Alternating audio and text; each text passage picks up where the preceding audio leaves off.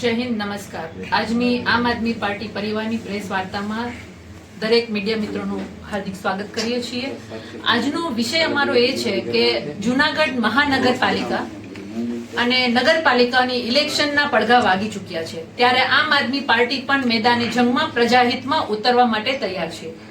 મહાનગરની વાત કરીએ તો જૂનાગઢે આપણે સૌ જાણીએ છીએ કે ચમકતા જૂનાગઢમાં ભ્રષ્ટાચારનો જે ખાડા ખોદેલા છે અને કેટલી પ્રજાઓ ભ્રષ્ટાચાર યુક્ત જૂનાગઢમાં આજ જીવી રહી છે, ત્યારે આમ આદમી પાર્ટીને આજ જ્યારે ઇલેક્શન લડવાનો મોકો આવ્યો છે ત્યારે અમે પણ અમારા મજબૂત દાવેદાર ઉમેદવારો સાથે મેદાને જંગમાં ઉતરવાના છીએ અને ભ્રષ્ટ ભાજપ સામે બંડ પોકારવાના છીએ.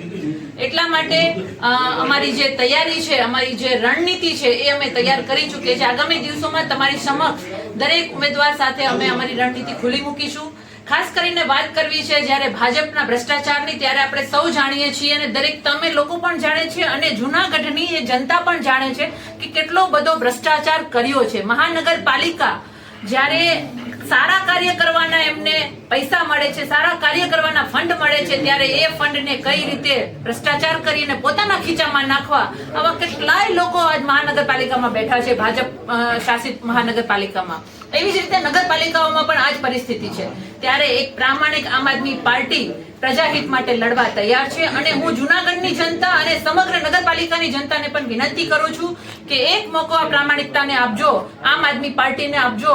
અમારો નિષ્ઠાવાન અને પ્રામાણિક ઉમેદવાર તમારો એક શાસક બનીને આવશે ને તો ચોક્કસ રીતે ભ્રષ્ટાચાર મુક્ત શાસન વ્યવસ્થા અમે આપીશું. અને જે કહેવાય છે ને કે તમે નગરપાલિકામાં જાતા તમારા પગ નથી ઉપડતા ને, એ નગરપાલિકામાં તમે તમારા કામ કરવા માટે સરળતાથી જશો. અને અમારો મેનિફેસ્ટો પણ ટૂંક સમયમાં અમે જાહેર કરીશું અને લોકો માટે અમે હંમેશા કામ કરવા તત્પર છીએ. એવી જ રીતે મહાનગરપાલિકાને લઈને જૂનાગઢમાં અમારા પ્રમુખ અશોકભાઈ છે અને રાજુભાઈ સંગઠન મંત્રી છે, પરેશભાઈ પ્રદેશ હોદ્દેદાર તરીકે, અને અમે સૌ અહીંયા બેઠા છીએ અને આ રીતે કાર્ય કરતા રહીશું. વિશેષ તમારા માટે આગળની વાત રાજુભાઈ રજૂ કરશે અને પછી તમારા પ્રશ્નો માટે આવકાર્ય છે.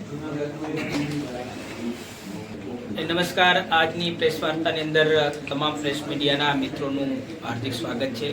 જેમાં રેશમાબેને વાત કરી કે જે આજે ભ્રષ્ટ ભાજપના કારણે જે ગિરનારની જે ભૂમિ છે, પવિત્ર ભૂમિ છે, એ ભ્રષ્ટ શાસનની અંદર જતી રહી છે અને જેના કારણે 30 વર્ષ સુધી જે ભારતીય જનતા પાર્ટીએ જે શાસન કર્યું છે અને જે જૂનાગઢની જે દુર્દશા કરી છે, એ દુર્દશાના ચિંતાના કારણે આજે અમે પહેલી વખત આમ આદમી પાર્ટીએ પૂરેપૂરા ઉમેદવારો સાથે મહાનગરની ચૂંટણીની અંદર ઝપલાવવાના છે.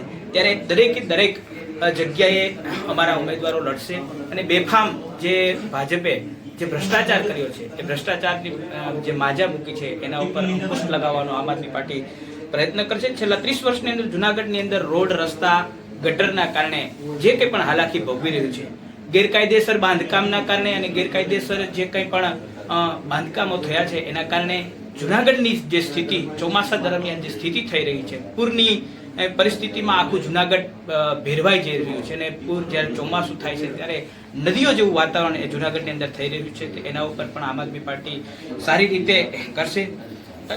અને તમામ જે મેઇન એક વાત કહી શકાય તો કે જે ભ્રષ્ટાચાર, આમ આદમી પાર્ટી એક એવું વિચારી રહી છે કે જૂનાગઢ મહાનગરને ભ્રષ્ટાચારની જે એક એમ કહી શકાય છે કે એક શ્રાપ લાગી ગયો છે, આને મિટાવવા માટે આમ આદમી પાર્ટી ચોક્કસપણે એના ઉપર ઝંપલાવવાની છે અને ચોક્કસપણે સત્તામાં આવશે.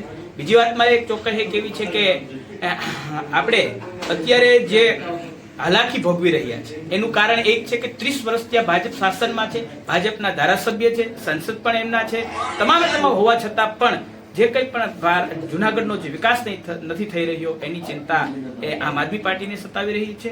એટલા માટે એ અમારા તમામ ઉમેદવારો એ આમ આદમી પાર્ટીના ચૂંટણી લડશે અને ચોક્કસ એ નગરપાલિકાની અંદર રિઝલ્ટ લાવવાના પ્રયત્ન કરશે. બીજી એક મારે વાત કેવી છે કે સમગ્ર શહેરની અંદર જે રખડતા ઢોરનો જે ત્રાસ છે, જેના કારણે તમે કોઈ પણ વિસ્તારમાં જાઓ તો ઘણી વખત તો ચોમાસાની પરિસ્થિતિમાં જ્યારે આપણે જતા હતા ત્યારે ચોમાસામાં એમ માને કે મારા કેલ્ક્યુલેશન પ્રમાણે તો ક્યાંક રસ્તા ઉપર જાઓ તો 200-300 ગાયોના ટોળા જે રખડતા ઢોર જે છે એ નગરપાલિકાના આખા વિસ્તારની અંદર ફરી રહ્યા છે. એ સ્પષ્ટ દર્શાવે છે કે નગરપાલિકાની અંદર કુશાસન છે અને આ કુશાસનની પરિસ્થિતિની અંદર જો માત્ર ને માત્ર એક વિકલ્પ જો સારો અને એક સારી રાજનીતિક પાર્ટી તરીકે જો કોઈ આજે એક વિકલ્પ હોય તો એ આમ આદમી પાર્ટી છે. અને જુનાગઢની જનતા એ આમ આદમી પાર્ટી ઉપર વિશ્વાસ કરશે અને ચોક્કસપણે જે ભારતીય જનતા પાર્ટી જે ભાજપની જે કુશાસનની નીતિ આજ સુધી ચાલી આવી છે અને જે કંઈ પણ તમામે આગળ વાત કરીએ સાંસદ હોવા છતાં ધારાસભ્ય હોવા છતાં જે થઈ રહ્યું છે તેને કાયમી માટે નિકાલ માટેનો એક વિકલ્પ આમ આદમી પાર્ટી છે. ખૂબ મજબૂતીથી આમ આદમી પાર્ટી ચૂંટણી લડવા માટે તૈયાર છે. આવનારા ટૂંક સમયની અંદર જ્યારે તમામ પ્રક્રિયાઓ ફોર્મ ભરવાની અને તમામ પ્રક્રિયાઓ પૂરી થશે ત્યારે ફરી એક વખત આપણે પ્રેસ કોન્ફરન્સ કરી અને આમ આદમી પાર્ટીની જે રણનીતિ છે, ચૂંટણી કઈ રીતના લડવાની છે, ચૂંટણી જીત્યા પછી આમ આદમી પાર્ટી શું કરશે એ બાબતનો મેનિફેસ્ટો પણ અમે લોકો જાહેર કરશું અને ત્યારે પણ આપણે મળશું અને ચૂંટણી કઈ રીતના લડશું, આ આગામી અમારું પ્લાન શું છે એ બાબતની પરેશભાઈ આપને બ્રીફ કરશે. ભ્રષ્ટાચારના ભરીંગડાએ માજા મૂકી શું કહેશો? જય જવાન જય કિસાન. આમ જોવા જઈએ તો છેલ્લા 3 દાયકાથી જુનાગઢ છે એ એક ડરના માહોલમાં જીવી રહ્યું છે. આમ જોવા જઈએ તો ઘણા સમયથી જુનાગઢની અનેક સમસ્યાઓ છે, જેની અંદર રોડ રસ્તાની સમસ્યા હોય, ગટરની વ્યવસ્થાની હોય, પાર્કિંગની કોઈ સમસ્યાની વાત હોય, રાજુભાઈ વાત કરી એમ રખડતા ઢોરની સમસ્યા, અનેક પ્રકારની સમસ્યા છે. પણ દુઃખની વાત એ છે કે જે આ દેશની સાચી માલિક છે, આ દેશની જનતા, એ જનતા છે ને એ કોઈ પણ જગ્યાએ અવાજ ઉઠાવતા ડરે છે. કેમ કે છેલ્લા ઘણા સમયથી એવું લાગી રહ્યું છે કે શાસનની અંદર કોઈ સત્તા પક્ષ નહીં પણ કોઈ ગુંડાઓ બેઠા હોય ને એવો માહોલ બનાવેલો છે, એક ડરનો માહોલ છે. અને આ ડરના માહોલમાંથી આપણે બધાએ બહાર આવવું પડશે. કેમ કે છેલ્લા 78 વર્ષથી આઝાદ દેશ છે, તો આ દેશના તમામ લોકો આઝાદ હોય તો આ દેશના જે આવેલું જુનાગઢ છે, જુનાગઢના નાગરિકો કેમ નહીં? જુનાગઢના નાગરિકોને કોઈ પણ સત્તા પક્ષને સવાલ કરવો પણ જો મુશ્કેલ થતો હોય, એક ડરનો માહોલ હોય, તો આ ડરના માહોલમાંથી આપણે નીકળવાનું છે. ત્યારે હું આપ સૌના માધ્યમથી દરેક જુનાગઢ વાસીઓને અપીલ કરી રહ્યો છું કે દરેક ઘરેથી બહાર નીકળો અને ખાસ કરીને આમ આદમી પાર્ટી છે એક સારું પ્લેટફોર્મ અને જે આપણા જુનાગઢને જે એક દેશના ફલક ઉપર લઈ જઈ શકે. કેમ કે આપણી જુનાગઢની અંદર ઘણી બધી સંસ્કૃતિનો વારસો આપણી પાસે છે, આપણી પાસે પ્રકૃતિ છે, જળ જમીન અને જંગલ ઘણું બધું આપણી પાસે છે. અને આ જે આપણો જે વારસો છે એને દુનિયાના ફલક ઉપર લઈ જવા માટે આમ આદમી પાર્ટી સક્ષમ છે. તો જુનાગઢની અંદરથી પણ દરેક યુવાનો, મહિલાઓ અને ભાઈઓ બહેનો દરેક આવે અને આમ આદમી પાર્ટીના માધ્યમથી ચૂંટણી પણ લડે અને ચૂંટણીમાં સપોર્ટ પણ કરે. જો આજે આપણે આ બહાર નહીં નીકળીએ અને જુનાગઢને નહીં બચાવીએ તો ફરી પાછો આપને મોકો નહીં મળે. એટલે ખાસ દરેક મિત્રોને હું જોડાવા માટે આહવાન કરું છું. જય જવાન જય કિસાન. આપ પાર્ટીની તૈયારી છે. આજે સંતોની ભૂમિ જૂનાગઢ મહાનગરપાલિકામાં ઇલેક્શનના પડઘા વાગી ચૂક્યા છે ત્યારે આમ આદમી પાર્ટી એટલે કે આમ આદમીની પાર્ટી એક સામાન્ય માણસોની પાર્ટી છે જે હંમેશા રોટી કપડા મકાન અને સામાન્ય પરિસ્થિતિઓ જે જનતાને જોઈએ એના માટે લડતી આવી છે અને લડતી રહેશે. ત્યારે અમારા પ્રામાણિક અને નિષ્ઠાવાન અને મહેનતુ ઉમેદવાર અમે મેદાને જંગમાં ઉતારશું અને ભ્રષ્ટ ભાજપના જે કુશાસનો છે એને ઘર ભેગા કરીશું એ વિશ્વાસ સાથે અમે ચૂંટણી મેદાનમાં ઉતરવાના છીએ. અને આગામી જે ઇલેક્શન મહાનગરપાલિકાની જે ઇલેક્શન છે એમાં જનતાએ જે ભ્રષ્ટાચાર સહન કર્યો છે સત્તા પક્ષનો અને જે અત્યાર સુધી જે લાલિયાવાડી ચાલી છે, લોકોના કામ થતા નથી, કોર્પોરેશનમાં જાય છે તો લોકોને ડરીને જવું પડે છે, કોઈના કામ થતા નથી. આપણી આ ચૂંટણી કેના માટે હોય છે તો કે ભાઈ રોડ, પાણી, ગટર માટેની હોય છે. એની સમસ્યાઓ પણ આજ એટલી ને એટલી ઊભી છે મહાનગરપાલિકામાં. ત્યારે આમ આદમી પાર્ટી એ જનતાની પાર્ટી છે અને અમારા જે પ્રામાણિક અને નિષ્ઠાવાન ઉમેદવારો મેદાને જંગમાં ઉતરશે અને ભાજપના ભ્રષ્ટ કુશાસનને ફેંકશે અને એક સુશાસનની વ્યવસ્થા ચોક્કસ અમે સ્થાપિત કરીશું. અને પરિવર્તન માટે જનતાને પણ આહવાન કરું છું કે આમ આદમી પાર્ટી પ્રામાણિક પાર્ટી છે એટલે પ્રામાણિકતાને એક મોકો આપો એવી આપ સૌને હું અપીલ કરું છું. અને આપના સાથ અને સહકારથી આમ આદમી પાર્ટી આગળ પણ ઘણું બધું કાર્ય કરી શકે અને ભૂતકાળમાં પણ ઘણા બધા વોટ તમે આપ્યા છે અને અમે કાર્ય કર્યા છે એવો મોકો અમને આપો એવી હું જૂનાગઢની જનતાને આહવાન કરું છું. અને આગામી ઇલેક્શન અમે ખૂબ જ રણનીતિ અને મજબૂતાઈથી લડવા માટે સજ્જ છીએ. શું કહેશો? એ જ કીધું ને કે ભ્રષ્ટાચાર નહીં ચલાવી લેવામાં આવે, ચાહે કોઈ વ્યક્તિ કરતો હશે કે સત્તા ઉપર બેસેલો વ્યક્તિ કરતો હશે કે ખુરશી ઉપર બેઠેલો વ્યક્તિ કરતો હશે. અમે કોઈ પણની આવી લાલિયાવાળી નહીં ચલાવીએ. સત્તા અમારા હાથમાં આવશે તો એ સેવાનું માધ્યમ છે, એટલા માટે અમે સેવા કરીશું અને અમારો ઉમેદવાર એ પ્રામાણિક અને નિષ્ઠાથી કાર્ય કરશે. કેજો. જી નમસ્કાર, હું રાજુભાઈ બોરખતરિયા, આમ આદમી પાર્ટી પ્રદેશ સંગઠન મંત્રી સૌરાષ્ટ્ર.